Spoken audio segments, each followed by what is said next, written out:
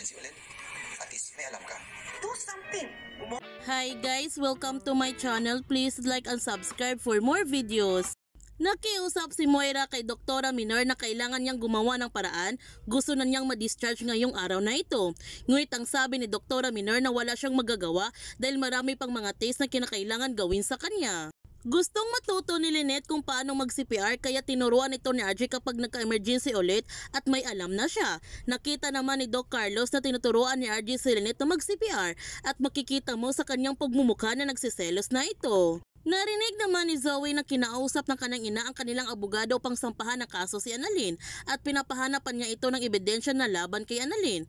Nagalit si Zoe sa ginawa ng kanyang ina at sinabihan niya si Moira na tigilan na niya ito. Huwag na niyang ituloy ang pagdidemanda kay Annalyn dahil wala itong mapupuntahan. Samantala, ipinaalam ni Lynette kay Doc Carlos ang pagligtas ni Annalyn kay Moira at ang plano ni Moira na sampahan ng kaso ang kanyang anak.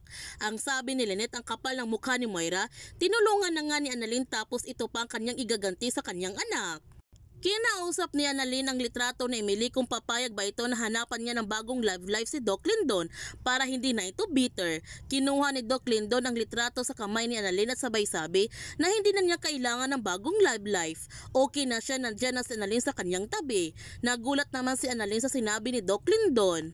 Gayon pa man, nakita ni Chang Susan ang kanyang kaibigan sa kantin ng Eastridge. Ang sabi ni Nurse Chris na siya yung pasyente ni Dr. Enriquez tapos nagkukumpli na masakit ang ulo. Dapat sana ipasitisikan nga ito ni Doc kaso tumatanggi ang sabi walang pera. Kaya tinawag ni Chang Susan ang kanyang kaibigan upang tulungan niya ito. Itutuloy kaya ni Moira na sampahan niya ng kaso si Annalyn? Yan ang ating abangan sa abot kamay na pangarap.